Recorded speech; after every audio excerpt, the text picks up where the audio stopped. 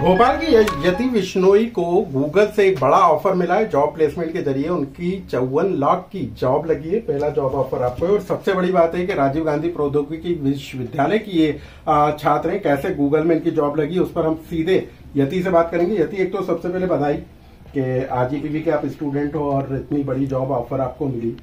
तो कैसे आपने अप्रोच की थी और कितने का ऑफर है आपके पास? मैंने लिंक्डइन के थ्रू उनके करियर पोर्टल से अप्लाई करा था, उसमें रेफरल लेकर अप्लाई करा था।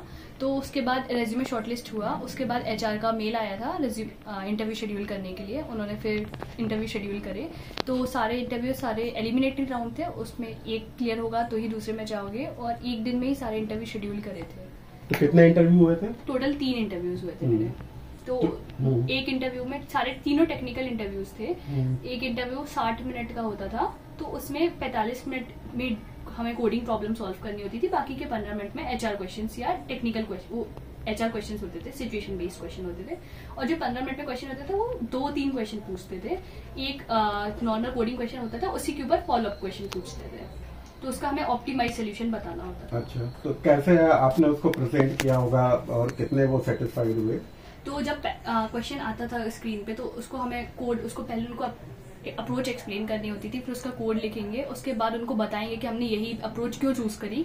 उसके बाद उसकी टाइम कॉम्प्लेक्सिटी, वो ऑप्टिमाइज सोल्यूशन, एकदम जितना परफेक्ट सोल्यूशन हम उनको बता सकते हैं उसकी वो बताएंगे और उसका कोड करेंगे। उसके अलावा ओरली बोल के 2 से 3 अप्रोचेस और बताते हैं। और फिर वो जो फॉलोअप क्वेश्चन पूछेंगे उस क्वेश्चन के बाद, उसके ऊपर भी अप्रोचेस बतानी होती है। और उसका कोड नहीं करना होता, क्योंकि 45 मिनट में एक ही क्वेश्चन का कोड करना होता है। बाकी चीजों की अप्रोचेस बतानी होती है बोलकर। लेकिन गूगल का यदि हम बात करें तो आपने कैसे सोचा कि गूगल में ही जाना है? क्योंकि गूगल से कहें तो हम दुनिया उंगलियों पर रहती है। गूगल से आप कुछ भी पूछो तो पता चल जाता है। तो आपने कैसे सोचा और कैसे पूछा कि वहां आपको जाना है? कैसे सोचा?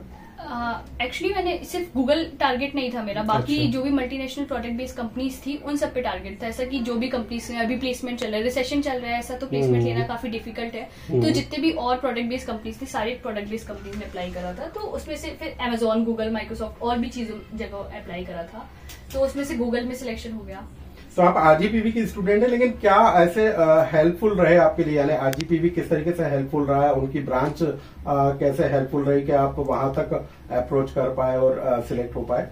तो बेसिकली टीचर्स का थोड़ा सपोर्ट रहता है कि ऐसा कि वो बच्चों के ऊपर एकदम प्रेशर नहीं बनाना, असाइनमेंट का, अटेंडेंस का और भी चीजों का। तो आपको टाइम एक्स्ट्रा मिल जाता है अपनी कोडिंग स्किल्स इंप्रूव करने के लिए, एक्स्ट्रा पढ़ने के लिए।